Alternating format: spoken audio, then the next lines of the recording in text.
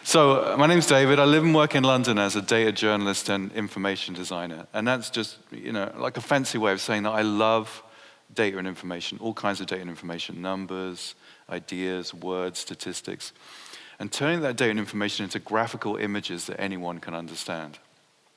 And then I like to go a step further and design that visualized information and data so that it reveals something interesting or allows us to focus on what's important in the sea of data that surrounds us or, maybe drowns us. Or design it so that it tells a story. That's the data journalism part. And I think when you do that, when you gather data, you analyze it, you visualize it, you design it, you tell a story with it, strange and interesting and even quite magical things can start to happen to your data and information. So this morning I want to tell you a few data stories, take you on a bit of a data-driven tour of the universe, and then maybe by the end you'll agree with me that data is beautiful. Yeah? All right, so let's start with a data set I think we can all relate to, or maybe we struggle to relate to, and that's billions. What does $1 billion look like, or $100 billion, or $1,000 billion? These numbers are routinely circulated in the media and in press reports. 50 billion for this takeover, 500 billion for this war.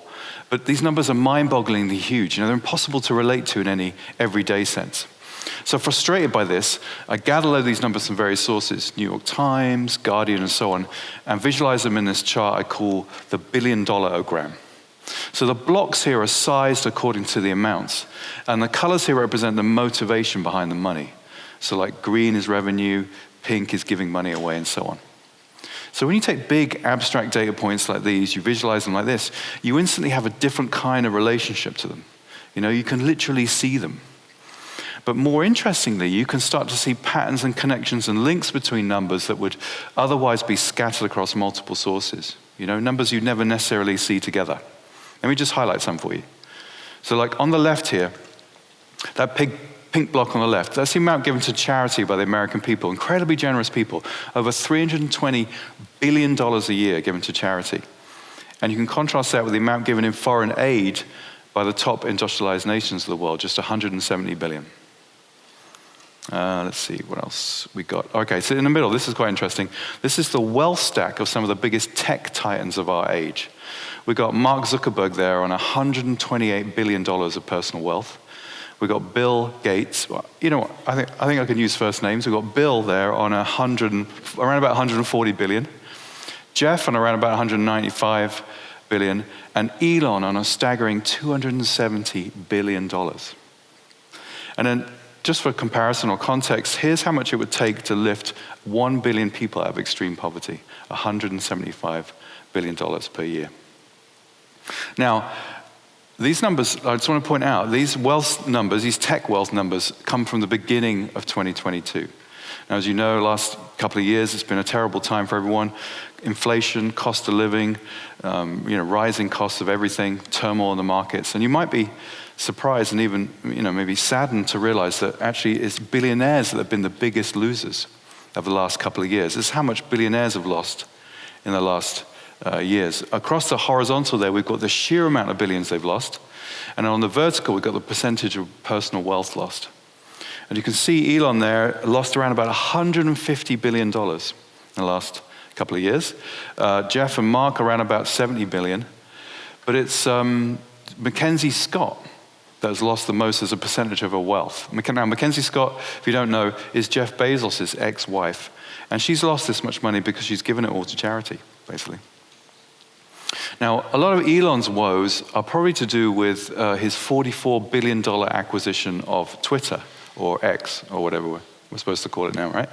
Let's put that number in some context. There it is, $44 billion in relationship to some of the other biggest tech acquisitions of recent years. And you can see for yourself, was that a good market price he paid for that social network? Yeah, maybe not.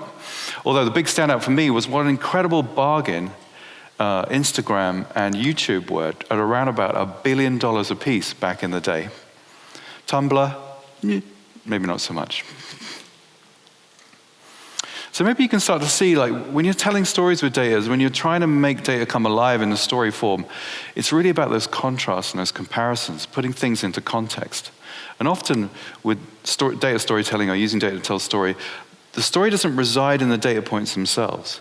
It resides in those contrasts, in those comparisons, in those spaces between the data. So like visualizing the data kind of opens up the space for story. Kind of turns the data into a landscape we can explore with our eyes, with our minds. I want to show you another landscape of data now. This next image, I don't know, it went a little viral, so some of you might know the answer, I'm not sure. Let's see, I want you to try and guess what this data set is. There's something that peaks twice a year, once around about Easter, and then 2 or 3 weeks before Christmas, has little mini peaks every Monday, but then flattens out in the summer. If you haven't seen this image before, you want to guess? Anybody want to guess what this data set might be? Or might follow, what this trend is? Any thoughts? Say again? Common cold. Cold, like a sickness? Yeah, I mean, it is a kind of illness. You might want to stay in bed. Yeah, sort of. You're in the territory. Any other thoughts, impressions? What peaks twice a year, flattens out in the summer? Yes? Depression. I think there's some depression involved. Yes, it's definitely more of a downer kind of thing. Yeah. You're not far off. Yeah. Divorce. You know what? You're not far off. It is actually most common breakup times, according to Facebook status updates. We scraped hundreds of thousands of Facebook status updates, legitimately and anonymously, I might say. This was the pattern that we found in the data. A mysterious peak around April Fool's Day. What did you do?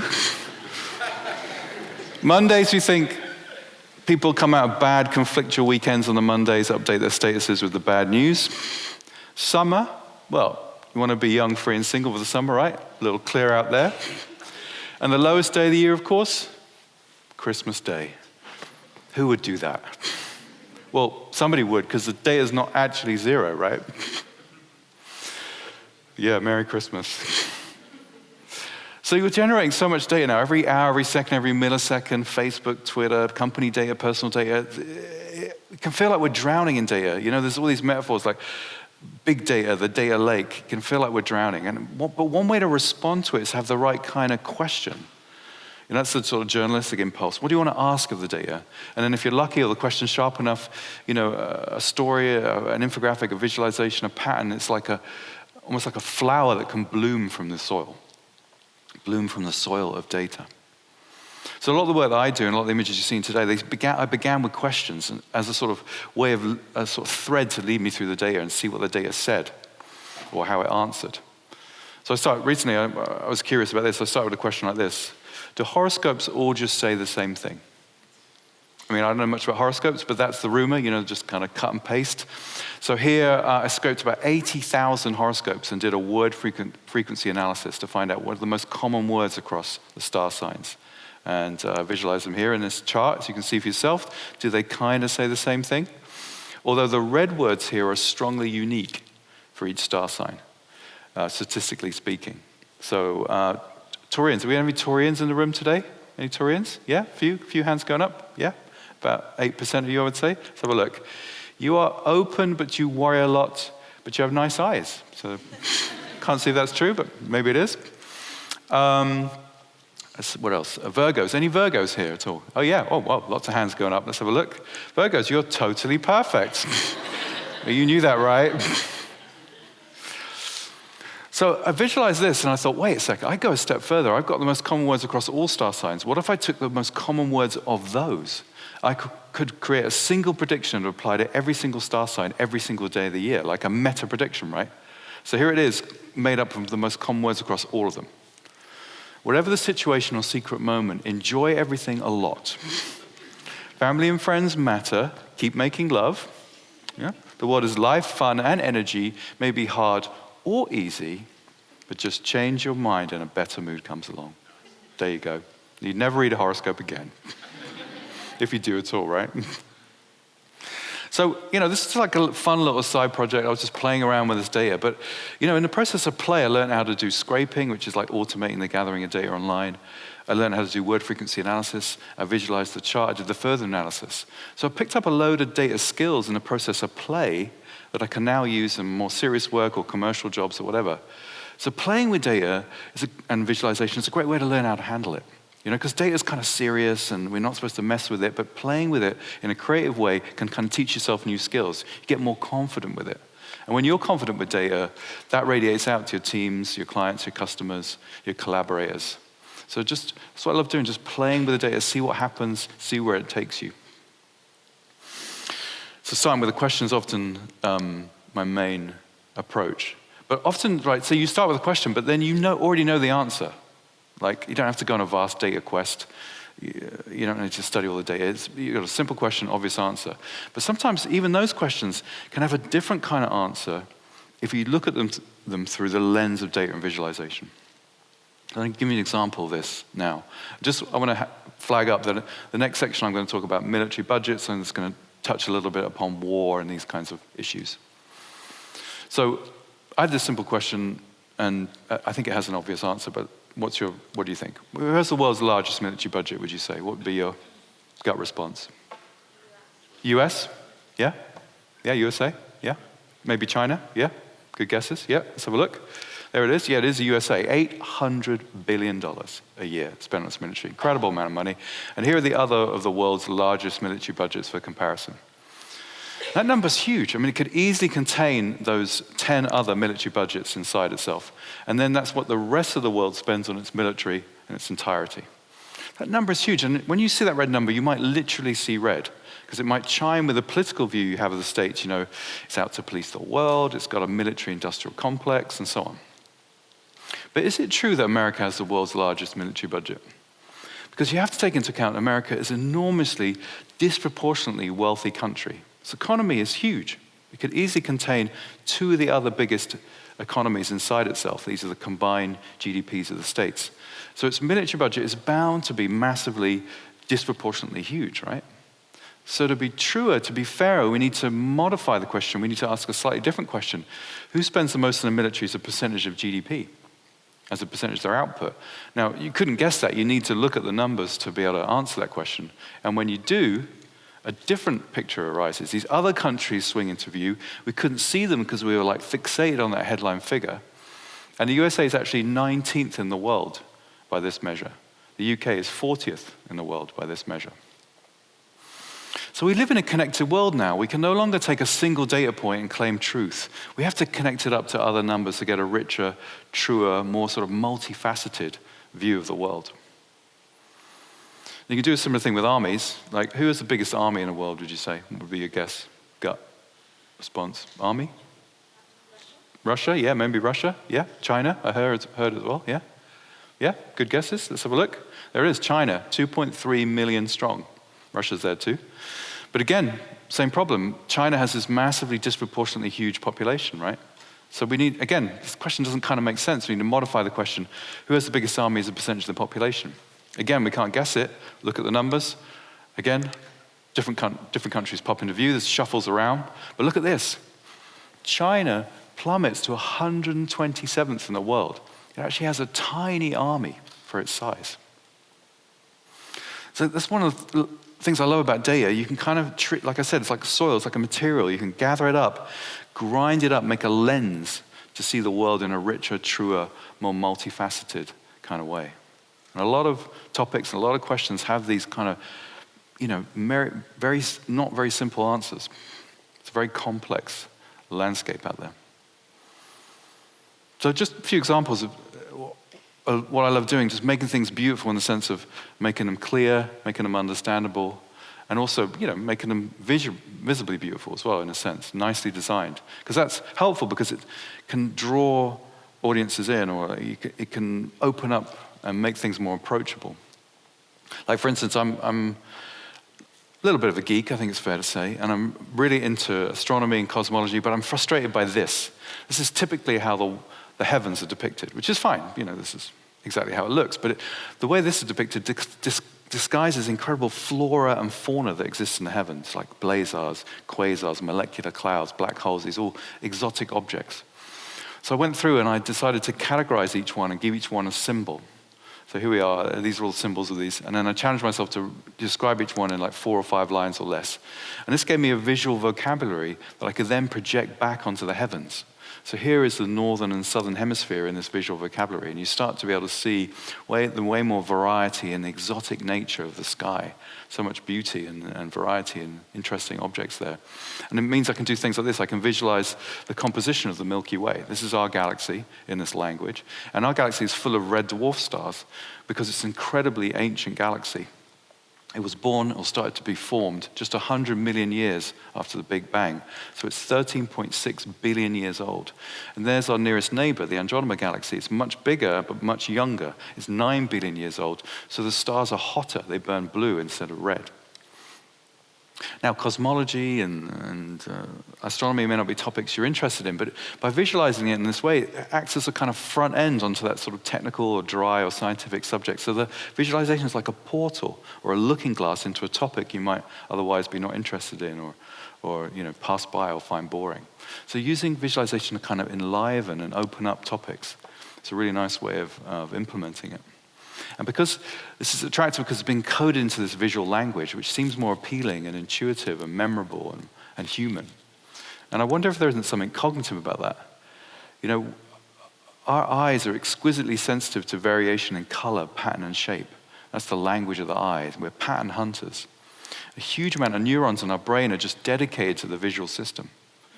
So if you're able to encode the language of the mind, numbers, ideas, words, data, into the language of the eye, color, shape, and pattern, you're speaking two languages simultaneously, each enhancing the other, each amplifying the other. And that's what you're doing in a data visualization or an information design, kind of harnessing the power of two languages. So I'll give you a little example. This is currently a little snapshot of what's going on in the telecoms industry. I don't know if this is your trade, you'll probably know this. Everyone's suing everyone else, mostly over tiny features of your smartphone.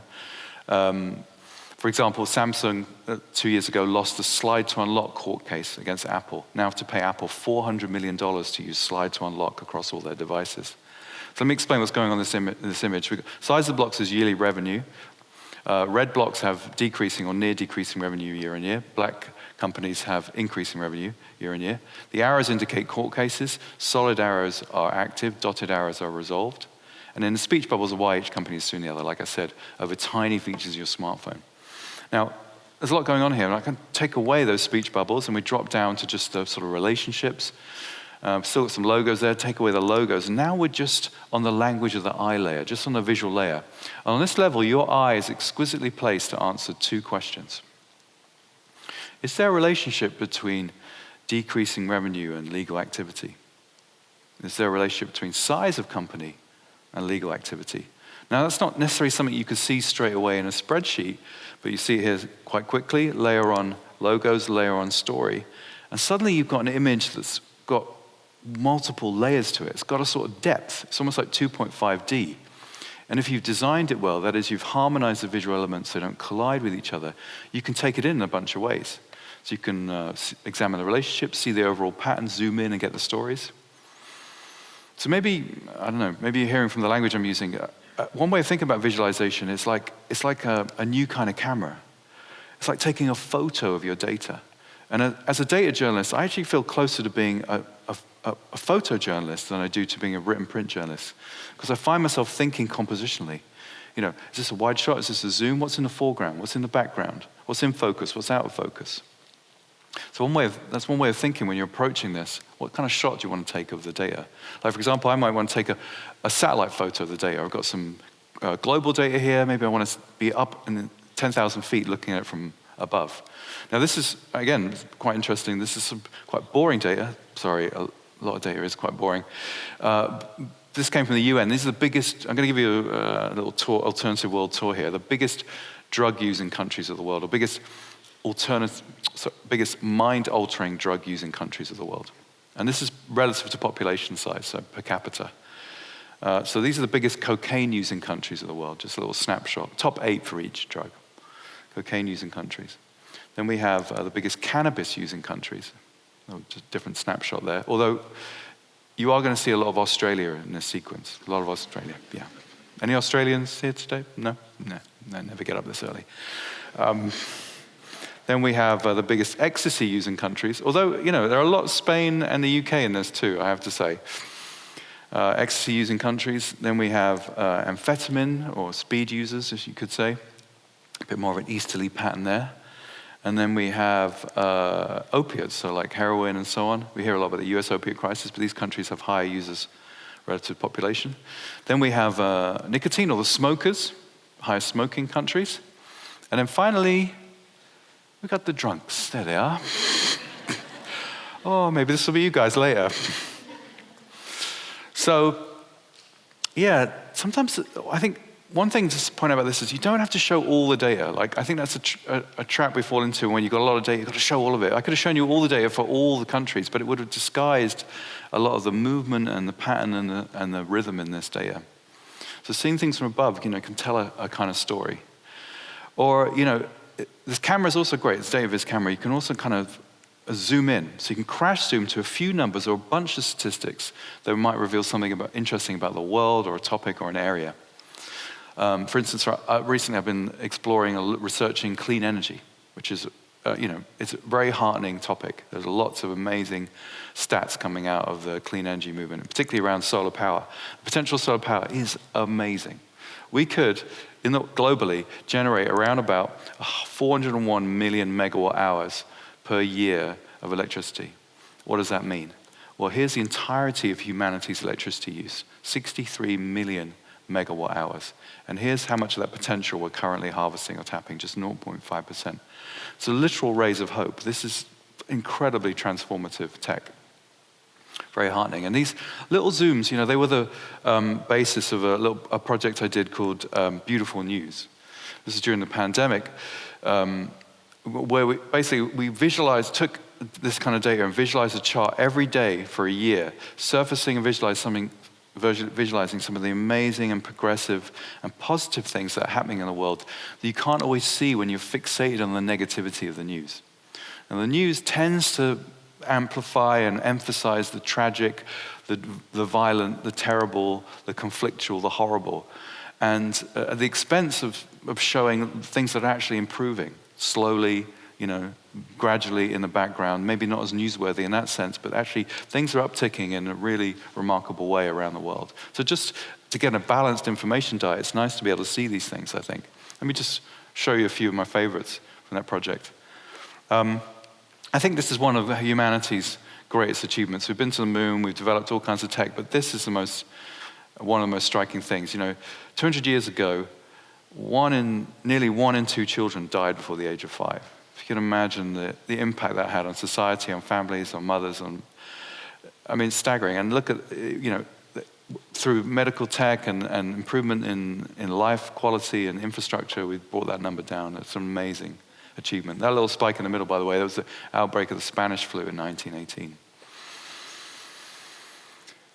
And, a lot of tech is, a lot of it's to do with health tech. We've got tons of new vaccines in the pipeline emerging. That tech is developing well. And the other great pandemic, HIV/AIDS, is finally in remission, thanks to amazing medical antiretroviral treatments. The numbers are going down, case numbers. It's now a livable, survivable disease. And TB, which we don't hear a lot about in the West, is a number one infectious disease killer in most other lower income countries. We're finally seeing some development, some movement. The numbers are crashing down. Again, you wouldn't see this in the news, but this is important stuff that's going on in the background. Millions and millions of lives are being saved. And alongside that, a lot of steps in infrastructure that are really, really important. Like this trend is beautiful. In extreme poverty, people living on less than $2 a day this number has tumbled over the last 40 years. Now, this chart is actually really deceptive in a sense. See this gap here between 16% and 9% over the last few years, 7 years. That's actually equivalent to 140,000 people a day being lifted out of extreme poverty. 140,000 people a day. At the same time, access to electricity has increased from 60% or so, 70% in the 60s to now 90%. And that's equivalent to 25,000 people a day being plugged in and getting access to electricity. And this whole thing, the health development and the infrastructure has led to beautiful trends like this, where we've seen life expectancy in Africa soaring from completely unacceptable levels in the 60s to like full life terms now. So I love these like little zoom-ins. I feel like they're just like succinct little chinks of light, basically, that allow a bit of hope or a bit of uplift or just a different kind of feeling from information and data. So zooms, we've got up high, crash zoom, but we can also go wide. So we can, if we want to, sometimes we want to show all the data. We've got a big load of data and we want to reveal it all. We want to see it. Yeah, great. I love that too. This next image I didn't create it, but I wish I had. It's by Nick Berry of Data Genetics. It's a really lovely data science blog. But this sadly comes from data breach, but a lot of those are happening around the world. But this is what I think is quite revealing. So this is what happens when you give people the chance to choose a 4-digit PIN number. So this is summarized from about 10 different data breaches. We've got the first 2 digits along the side and the second 2 digits along the bottom. And it's a heat map. So that diagonal line is people choosing double digits, 23, 23, 26, 26. That horizontal line over here, that's the 19 line. That's people using their birth year, 1948, 1963. And the heat in the bottom left, that's people using their birth date in a month day or a day month format. So it's a kind of emblem of our predictability, really. And 3 numbers arise as the most common out of this data set, the most common PIN numbers for your passcodes or your hotel safe or your credit card. 1, 2, 3, 4, 4, 3, 2, 1, and 2580. Why 2580? Yep, straight down the keypad. And it inspired me to do a similar thing, but with passwords. So sadly, you can access this data when data is breached online. So I took it's about 20 data breaches and visualized the most common English language passwords and password stems. And I would estimate about 70% of all English language passwords are in this chart. And about 9 out of 10 users just use the same password across all their sites. But it's interesting, I did this wide shot, and you'll notice the colors here. So the colors, when I did the wide shot, I noticed these are categories. Passwords fall into categories, into certain buckets, certain themes. So I'll just take you on a little tour of the themes. So here we've got password or access is a common theme. So we've got let me in, it's a common password, or just the word password. 1 out of 5 users just use the word password as their password.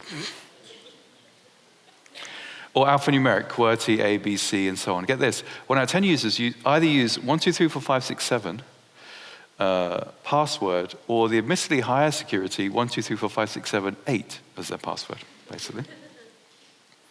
Then we have sports as a big category, with baseball and football being number 1. It's almost like a cultural barometer, this, the password thing. Then we've got a category I call rebellious. So it's like trust no one, whatever, bite me. And then we have a nerdy category, obviously computer, matrix, Gandalf. Maybe you're nerdy enough to know what THX 1138 is. See me afterwards. Then we have a name. So this is the biggest category. Most people just use their name as their password. I mean, presumably that's something you won't forget. And then animals are quite popular as passwords, with monkey as number 1. And then we have 2 categories. I love these. One I call macho. So it's like shadow, hunter, hardcore. And I contrast that with a category I call fluffy. So it's like sunshine, lovers, and magic. So here's the breakdown. Go home and change your password. So you see there, the wide shot sort of throws the data on the screen, and then you can start to see the patterns or the relationships or the landscape that's there, the interesting stories that are revealed in the data.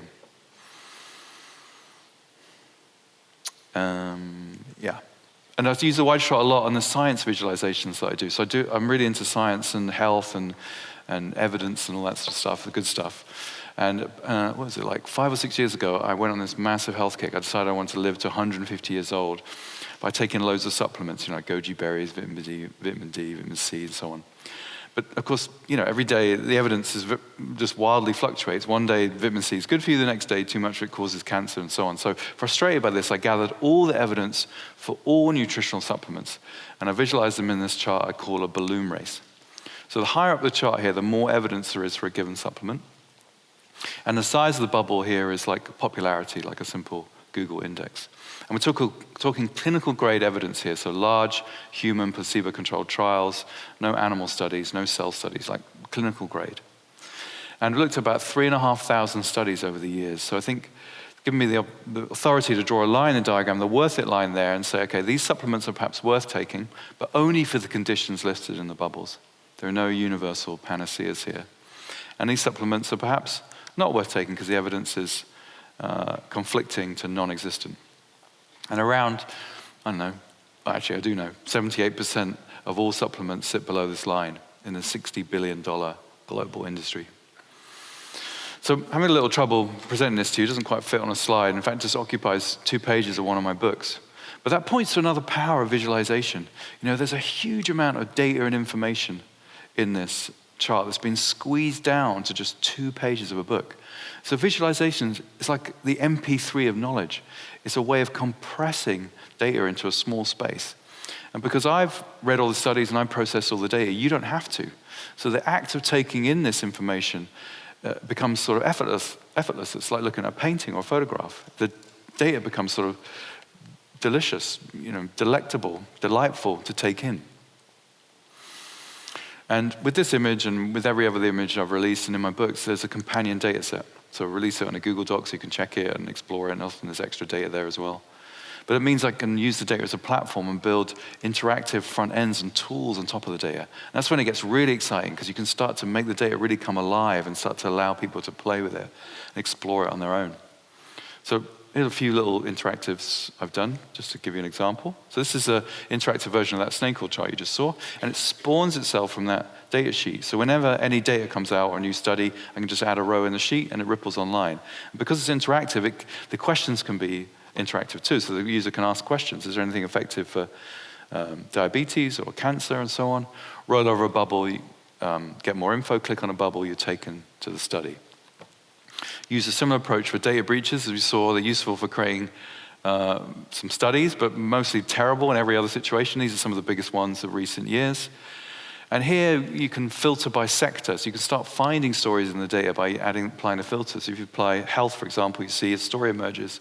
2009, 2010, really bad time for the healthcare industry, getting hacked, and it's healthcare insurers that have been hit recently.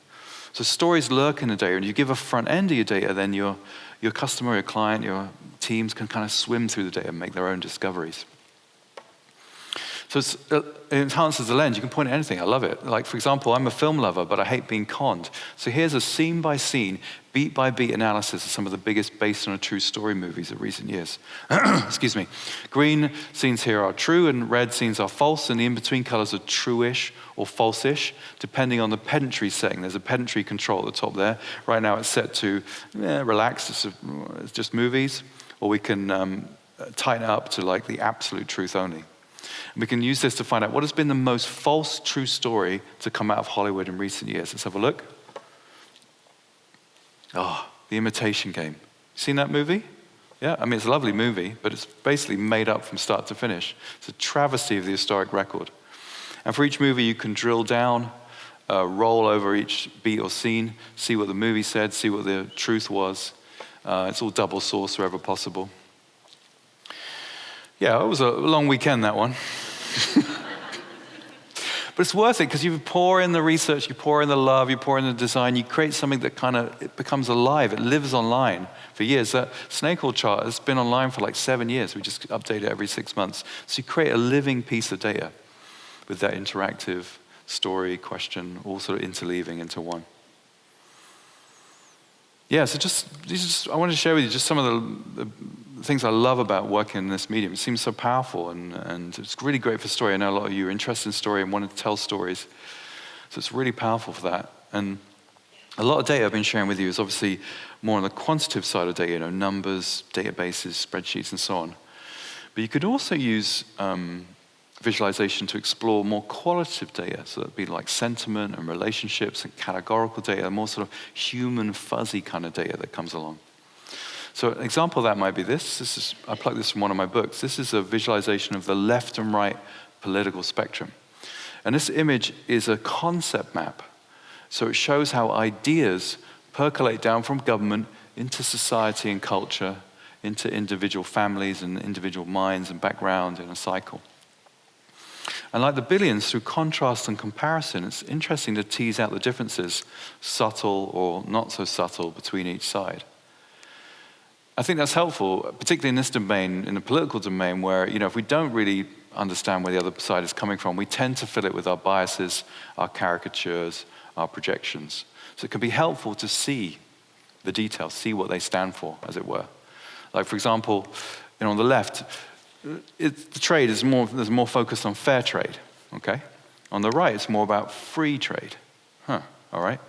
Yeah, and the goal at the heart of the left is personal freedom for everyone. But the goal at the heart of the right is economic freedom for everyone. There's a difference. And it's helpful to see these differences because sometimes both sides, they use the same words, but they mean different things. So equality on the left means a level playing field for everyone. But equality on the right means opportunity for everyone. There's a difference. And freedom on the left means freedom from power and abuse. But freedom on the right means the freedom to succeed or fail, to bootstrap yourself, to do it yourself. So both sides, they stand for equality and they fight for freedom, but they're standing and fighting for slightly different concepts. And that's maybe sometimes where the conflict comes in between them. Now, I have to admit, I felt a little conflicted making this image. I'm a journalist, I've written for The Guardian and so on. And I noticed as I was making this image, I really wanted that left-hand side to sound better than the right-hand side. But I couldn't do that because I would have created something that was visibly biased, visibly lopsided. So part of my process of making this image, I really had to step into that right-hand side, really honor the perspectives there, and realize somewhat uncomfortably how much of myself is actually in that side. But it wasn't too uncomfortable because ultimately I was just looking at an image. There's something unthreatening about an image. If somebody's telling me about their political views or telling me about my political views, I might feel like I have to shut down or turn away or defend myself. But if I'm seeing somebody's political views, that's somehow more acceptable to me. I can kind of let that in. And there's a clue in the language. When you say to someone, oh, I see what you mean. I see where you're coming from. You're telling them that somehow you've mentally visualized their viewpoint and you can relate to it. You don't have to agree with it, but you can somehow relate to it, let it in, you're open to it.